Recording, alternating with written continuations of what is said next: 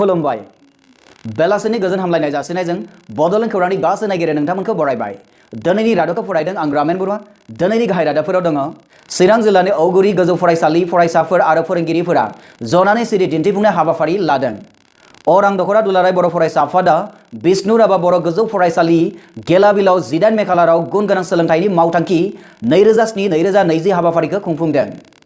मोनब्रै आफादनि बानजायनायाव क'क्राझाराव खौरांगिरि जथुम मेल खुंफुंदों। बरमायाव दुथांफोरनि गाग्लोबनायाव सासे L&T फाइनेन्सनि मावदांसाया गोब्राब जोखोम जादों। भारतारि कच राजबंशी सुबुंखौनो BDC साजायनानै डिटेनसन बादायाव फाथायहरनायखौ लानानै गोख्रों दावराव दावसि खालामदों आक्रासुआ। अरुणाचल प्रदेशनि पासीघाटआव बर'फोरा कालीचरण बाबानि रुंसानि सान फालिदों। बाक्सा सुबाइजाराव रंजालि बैसागो सान फालिदों। हरखाब सासे आइजोनि जिउ खहा। मोनसे मोजां मोननाय साना जोबथा सानसो जाहैबाय सासे हत'सिरा खाफालनि सुबुंनि थाखाय। बाक्सा जिल्ला साइथानगुरि गामियाव साननैनि हाबाफारिजों 60थि रंजालि बैसागु सान फालिनाया मैया गाजा गोमजायै जोबनानै थांबाय। नोंथाङा नायगासिनो दङ बड'लेण्ड खौरां। दानिया फैदो आबुं रादाबाव। चिरां जिल्लानि औगुरि गोजौ फरायसालिनि फरायसाफोर आरो फोरोंगिरिफोरा जनानै सिरि दिन्थिफुंनाय हाबाफारि लादों। थांनाय 9 मे खालारनि 11 रिंगायाव औगुरि फरायसालिनि सिथ्लायाव बे हाबाफारिखौ खालामनाय जायो। बे हाबाफारिनि जोहै जिनाहारि खालामग्रा ईशान नार्जारिखौ थाबैनो हमनांगौनि दाबि खालामो होनना जोंनिसिम खौरां मोनफैदों। मख'नो गोनांदि ईशान नार्जारिया बे फरायसालिनिनो थाखो 6 नि सासे फरायसुलिखौ जिनाहारि खालामदोंमोन। बे हाबाफारियाव चिरां जिल्लानि गुबुन गुबुन फरायसालिफोराबो हेफाजाब होदोंमोन होनना जोंनिसिम खौरां मोनफैदों। बे रादाबखौ जोंनिसिम दैथायहरदों बाक्सानिफ्राय दिनेश बर' बिथाङा। मोनब्रै आफादनि बानजायनायाव खौरांगिरि जथुम मेल खुंफुंदों।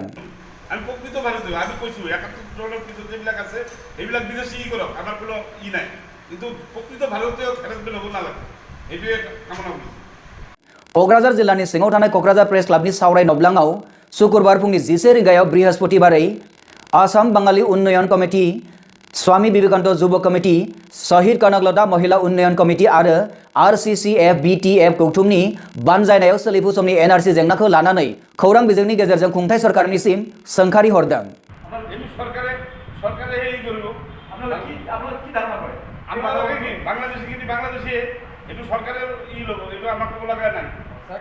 बृहत्तर आसाम बाङाली उन्नयन कमिटिनि नेहाथारि सुरेश सरकार बिथाङा खौरां मेलनि गेजेरजों बुंथिनाय बादिब्ला 1971 मायथाइनि 25 मार्चनि सिगाङाव जाखिनि नागरिकफोरा हाबफैदोंमोन बिथांमोनखौ उइदाउट प्रपार डकुमेन्ट्स नङाब्ला खुंथाय सोरखारा होखारनायनि जेबो अधिकार गैया होननानै बुंथियो। যে 1971 চনৰ 25 মাৰ্চৰ পিছত অহা কোনো মানুহৰ নামত যদি কোনোবাই আপত্তি দৰ্শাইছে সেই ক্ষেত্ৰত আমাৰ কোনো ধৰণৰ অজুহাত নাই। 1971 मायथाइनि 25 मार्चनि उनावहाय फैनायफोरखौ होखारनो नांगौब्ला बिथांमोनाबो हेफाजाब खालामगोन होननानै बिथांमोना बुंथियो। क'क्राझारनिफ्राय बिनोजन नार्जारिनि रिपर्ट बड'लेण्ड खौरां। बरमायाव दुथांफोरनि गाग्लोबनायाव सासे L&T फाइनेन्सनि मावदांसाया गोब्राब जोखोम जायो। मैया थांनाय 10 मे खालाराव बाक्सा जिल्लानि बरमा माधवपुराव तिहु दालाइसानि L&T फाइनेन्सनि सासे मावदांसाखौ दुथांफोरा गाग्लोबो। मोनथिनो मोननाय बादिब्ला धनजित शर्मा होननाय सासे मानसिया तिहुसिम थांबाय थानाय समाव बरमा माधवपुराव 30 नं राजा लामायाव बाइकआव फैनाय सानै सिनाय मोनै सुबुंफोरा गाग्लोबो आरो आखायाव थानाय बेगखौ सेख'नानै लाना थाङो।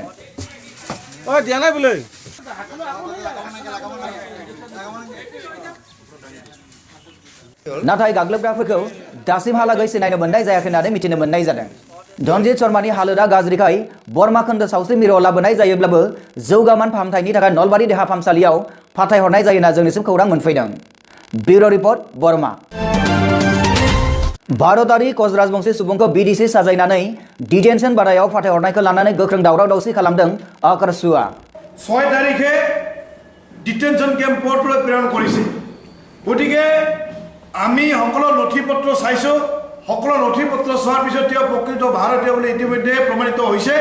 কিন্তু তেওঁ এই তথ্য পাতিখিনি তেওঁ কোৰ্টত দাখিল কৰাৰ ক্ষেত্ৰত সময় নিদিয়াৰ কাৰণে আজি তেওঁ আদালতত উপস্থিত হ'ব পৰা নাছিল। সময়মতে তেওঁ নটিছ প্ৰেৰণ নকৰাৰ কাৰণে আৰ্থিকভাৱে জুৰুলা হোৱাৰ কাৰণে আজি তেওঁ সেই আদালতত উপস্থিত হ'ব নোহোৱাৰ কাৰণে ইতিমধ্যে বিদেশী ন্যায়াধিকৰণে একপক্ষীয়ভাৱে বিদেশী বুলি ঘোষণা কৰাৰ প্ৰতিফলত সীমান্ত আৰক্ষীয়ে 6 তাৰিখে তেওঁ ঘৰৰ পৰা উঠাই লৈ গৈ ডিটেনশ্যন কেম্পলৈ প্ৰেৰণ কৰিছে।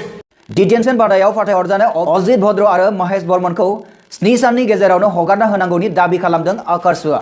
গতিকে তেওঁকো আমি বিনা চৰ্তে মুক্তি প্ৰদান কৰাৰ কাৰণে আমি অনুৰোধ জনাইছোঁ। অন্যথা কিন্তু এসপ্তাহৰ পিছত আমি কিন্তু স্পষ্টভাৱে কৈছোঁ আমি তীব্ৰভাৱে আমাৰ আন্দোলন কাৰ্যসূচী আমি চলাই লৈ যাম আৰু এই আন্দোলনৰ কাৰ্যসূচীৰ সমান্তৰালভাৱে আমি আইনগত কাৰ্যসূচীও আমাৰ ইতিমধ্যে আমি অৱলম্বন কৰিছোঁ।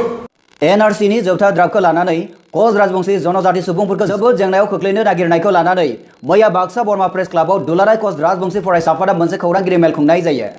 बावैसो NRC-नि जोबथा खसरा फोसावनायनि आगु बुब्लियाव खायसे बिथा गैयै जाहोन दिन्थिनानै कच राजबंशी जनजाति सुबुंफोरखौ रायजोनि गुबुन गुबुन जायगाफोराव हियारिंआव लेंहरो आरो डिभटारनि मुङाव हाराखास्ति होनाय जाबोदों।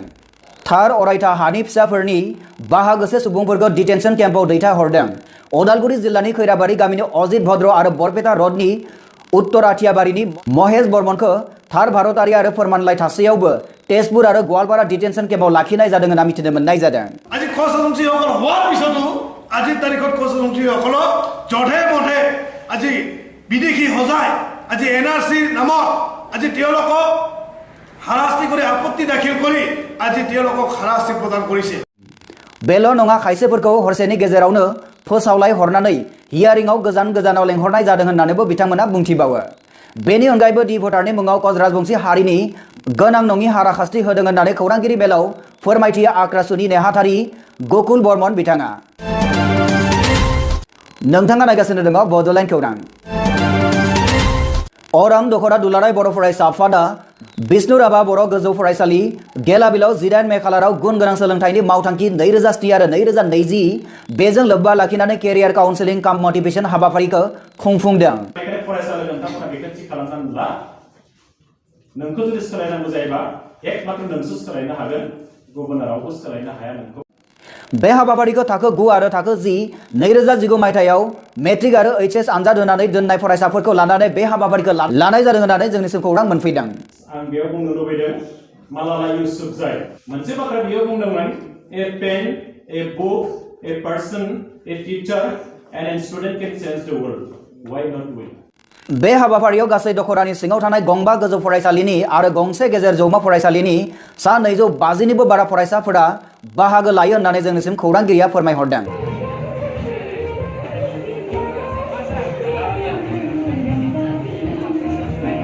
बे हाबाफारियाव बाहागो लायो एबसुनि लेङाइ आफादगिरि रमिय पि नार्जारिजों लोगोसे गलाघाट जिल्ला बर' थुनलाइ आफादनि नेहाथारि नीलकमल ब्रह्म आरो अदालगुरि जिल्ला एबसुनि सुबुं फोनांजाब नेहाथारि बाबुराम दैमारि आरो माजबाद दखरा एबसुनि लेङाइ आफादगिरि राहुल राज दैमारि बिथांमोनाबो बाहागो लाफैयो।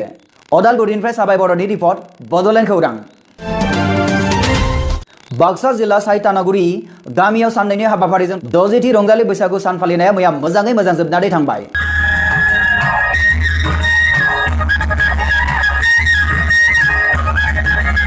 जोंनि बड'लेण्ड खौरांनि गेजेरजों फोरमायथि हरनाय बादिब्ला रंजालि बैसागुआ बायदिसिना खेला गेलेनाय मोसानाय हाबाफारिजों गाजा गोमजायै फालिजादों। बे हाबाफारियाव बयजोंबो ओनसोलाव मिथिजानाय मोसाखावरि लिंहरजानाय रुपहिनिफ्राय रंगिया ग्रुप डान्स मोसाग्राया मोसानानै रंजालि बैसागु फांसनखौ गाजा गोमजायै मोसानानै दिन्थिफुङो होननानै मिथिनो मोननाय जादों।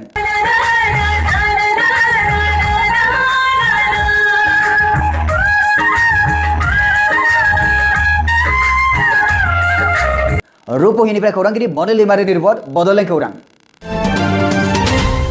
अरुणाचल प्रदेशनि पासिघाटआव बर'फोरा कालीचरण बाबानि रुंसारि सान फालिदों।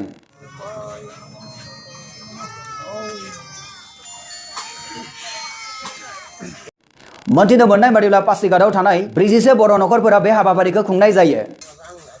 पासिघाट 3 माइल गामियाव जोंनि गनायसुलि ब्रह्म धोरोम आफादनिफ्राय खिथिनो हानाय दिनैनि बे खुंगा 27 गुरुदेव कालीचरण ब्रह्मनि सान फालिनायाव बाक्सा सुबाइजाराव रंजालि बैसागु फालिदों। थांनाय 10 मे खालाराव सुबाइजार गोजौ फरायसालिनि लांगोना गेलेग्रा फोथाराव सानसेनि हाबाफारिजों गाजा गोमजायै लांदां बैसागुखौ खुंफुंनाय जायो।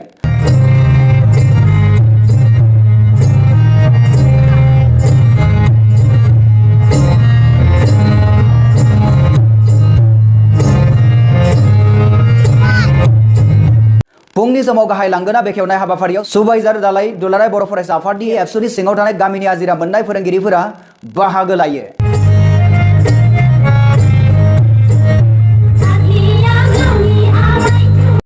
बे रादाबखौ जोंनिसिम दैथायहरदों सुबाइजार दालाइ दुलाराय बर' फरायसा आफादनि मावथि सोद्रोमा कनिन बसुमतारी बिथाङा। थांनाय 9 मे खालाराव हरखाब सासे आइजोनि जिउ खहा। थांनाय 9 मे खालाराव बेलासिनि रिंगायाव गंसे डाम्पार गारिजों जाब्रबथाय जानायाव सासे लाइमोननि जिउआ जायगायावनो जोबो। दुखुथिया जिउ जोबनाय लाइमोन सिख्लानि मुङा पल्लबी शर्मा होननानै मिथिनो मोननाय जादों। जायगानि सुबुंफोरनि फोरमायहरनाय बादिब्ला सिख्लाया मटर साइकेलजों फैबाय थानाय समावनो बे जाथाया जायो। बेनि अनगायैबो मटर साइकेल सालायगिरिया गोब्राबै जोखोम जायो होननानै जोंसिम खौरां मोनफैदों। मोनथिनो मोनबावनाय बादिब्ला दायनिगिरि गारि सालायगिरिया खारखोमायो होननानै मिथिनो मोननाय जादों। जोबथारनायाव कालाइगावनि पुलिसा गोथै देहाखौ लानानै थांगोन होननानै मिथिनो मोननाय जादों। मोनसे मोजां सान। मोजां सानावनो संग्रा न'खौ सोलिबोनाय नेमखान्थि बादियै लानायनि लाहार फाहार। नाथाय मोजां साना बेनि थाखाय मोनसे जोबथा सानसोमोन।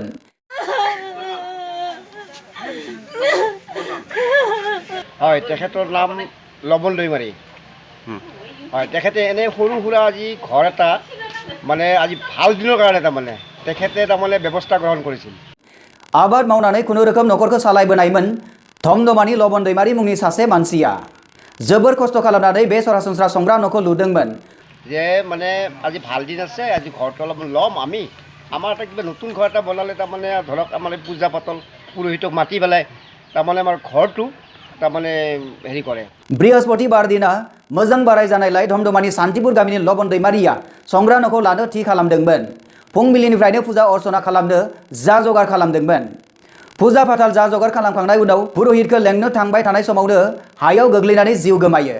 অৰ্থাৎ পুৰোহিতক এই যা যোগাৰ কৰি পুৰোহিতক মাতিব যাওঁতে হঠাৎ তেখেতে অকল বিস্কুট খায়ো যাইছিল। লগতে তেখেতে পুৰোহিতক মাতিব যাওঁতে ৰাস্তাতে অকস্মাত মানে ঢলি পৰি যায়। लोगो लोगोनो धमधमा फाहामसालियाव लांनाय जायोब्लाबो थैबाय होननानै डक्टरा फोसावो। তাৰপৰা আমি মেডিকেলত নিলোঁ। নিয়াতে তাৰপিছত আকৌ ধৰ্ণা মেডিকেলত আমি নি পেলাই তেখেতক হেৰি কৰালোঁ, ভৰ্তি কৰালোঁ। তাত তেখেতে ঘোষণা কৰিলে যে মৃত হ'ল। ब्युरो रिपर्ट बड'लेण्ड खौरां। बड'लेण्ड खौरांनि गासै नायगिरि नोंथांमोनखौ फिन साबायखर जासिनानै दिनैनि रादाबखौ एसेबांनो फोजोबनाय जाबाय। गोजोन्थों।